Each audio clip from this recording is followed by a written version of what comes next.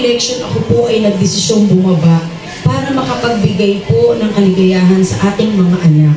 Kaya naman, nung ako po ay bumababa, sa bawat barangay sa isang araw, nakakawalo hanggang 12 barangay po ako sa isang araw. Umaabot po sa 3,000 hanggang 4,000 ang mga kabataan na pinapakain po natin at binibigyan ng kaligayahan sa araw-araw.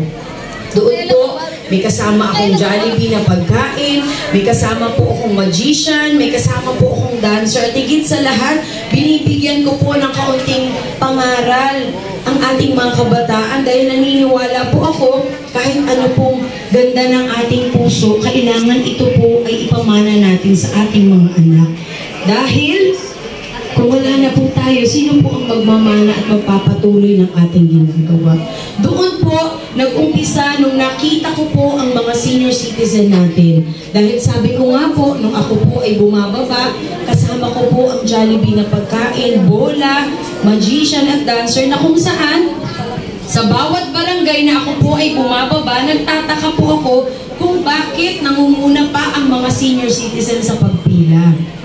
So nagulat po ako na nakuha ko po na ang mga senior ay tumatakbo pa para ako po ay habulin kung saan po ako hihinto. So nung nakita ko po na ang mga senior citizen po ay sumasama sa aking outreach program, minsan ko po silang inawitan dahil nga sabi ko wala po akong dalang regalo kundi sa mga bata.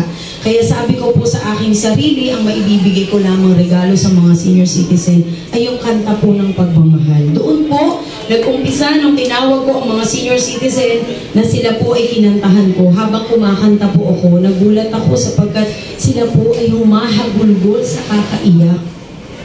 So sabi ko, nako, baka meron po akong nasabi o meron po akong nagawa na hindi maganda sapagkat ang nanay at tatay ay talaga po iyak ng iyak. Gusto ko na po ihinto ang aking awitin habang nung ako po ay kumakanta pero tinapos ko pa rin. Right after ko po na ako ay kumanta, tinanong ko po ang isang senior citizen kung saan si tatay po ay naliligo sa Onyx, sumabol po siya sa akin, hinito niya yung kanyang pagligo. Nung tinanong ko po siya, tay, sabi ko, ano po ba ang nangyari? Bakit po habang umaawit ako, patuloy kayong umiiyak? Alam niyo po kung anong sinabi ni tatay? Ang sabi po niya, first time daw po siya nakaranas ng atensyon mula sa isang tao na hindi po siya ginamit para sa eleksyon.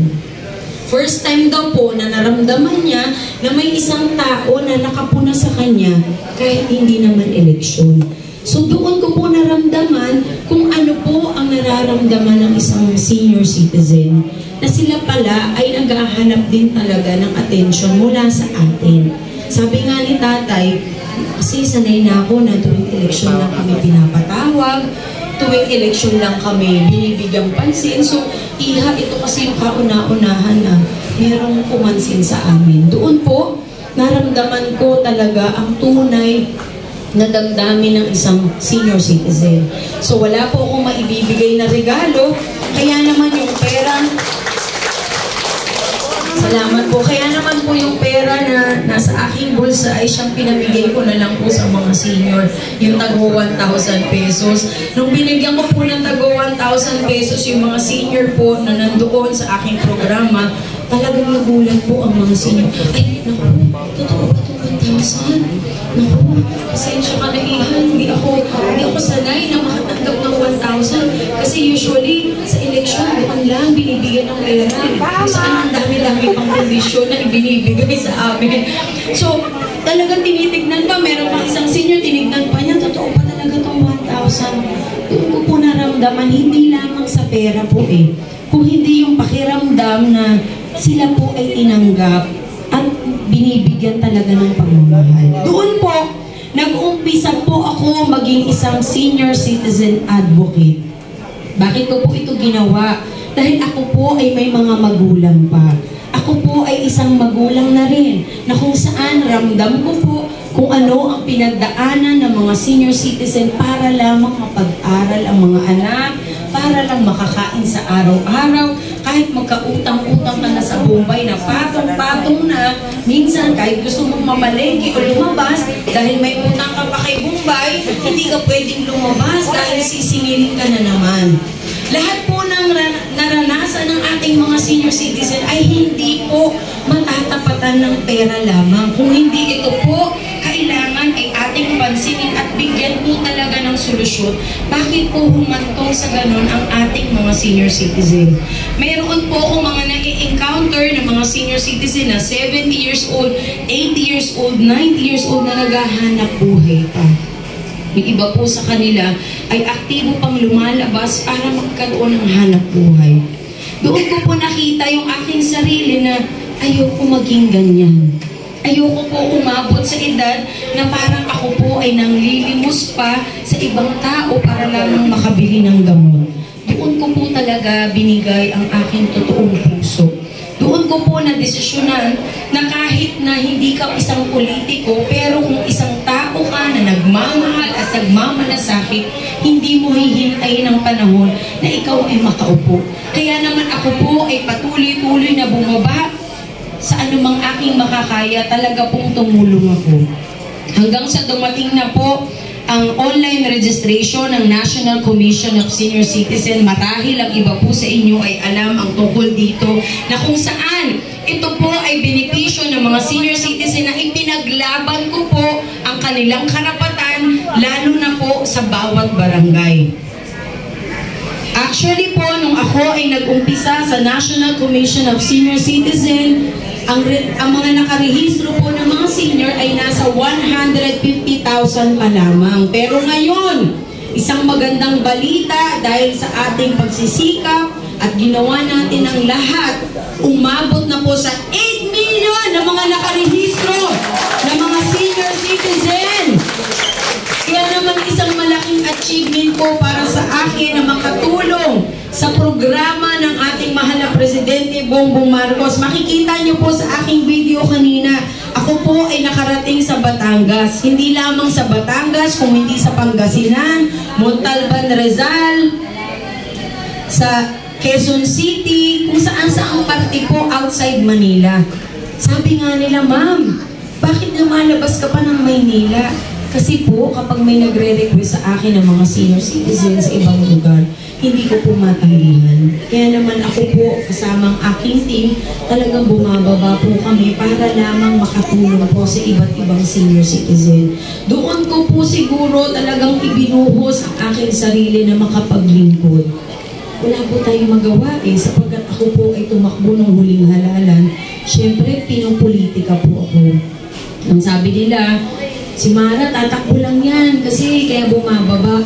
Alam po ninyo, ang totoong politiko, hindi po bababa ng maaga yan kasi masyadong magastos.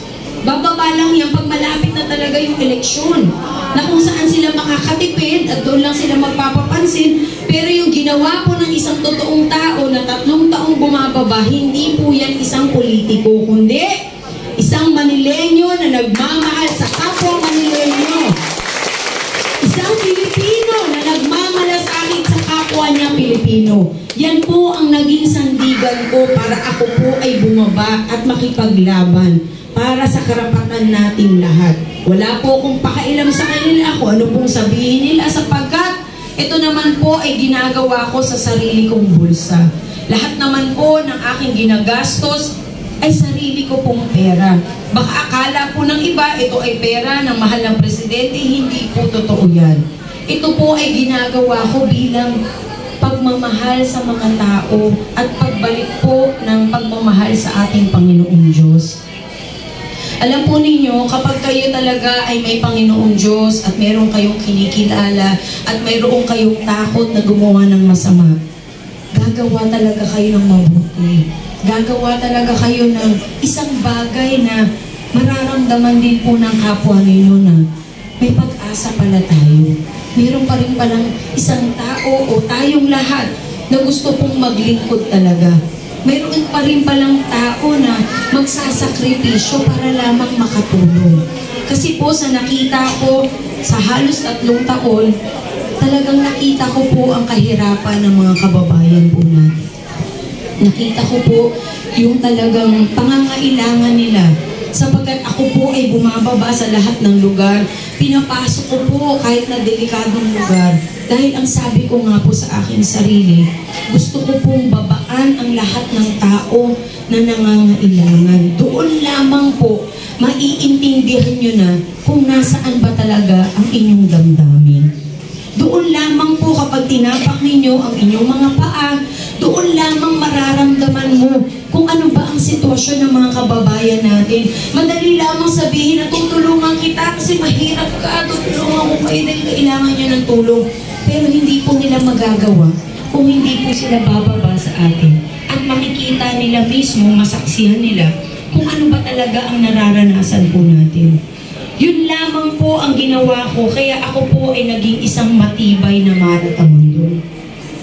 Ako po talaga, ang gusto ko lamang, ang hangad ko lamang ay makita rin po ang karamihan sa atin na may trabaho, may pinagkakakitaan, kumakain ng 3 beses isang araw, hindi pinapalaya sa tirahan, hindi napuputulan ng Meralco, hindi napuputulan ng tubig, o hindi puro utang na lang ang ginagawa dahil para makasurvive lang. Kung hindi, kailangan ibaba ang tunay na programa sa ating lahat.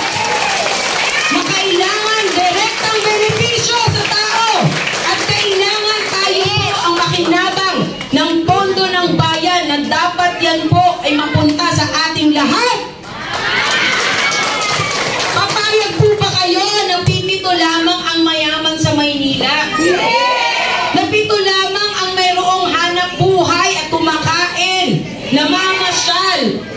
Kaya dito po ilabas natin ang tunay nating puso. Dito po pakiramdaman natin, ano po ba talaga ang isang taong naglilingkod? Paano po ba talaga ang isang taong gustong bumaba? Tignan po natin ang ating nararanasan. Tignan po natin yung ating mga sarili. Dahil sa atin po mag-uumpisa ang tunay na paglilingkod.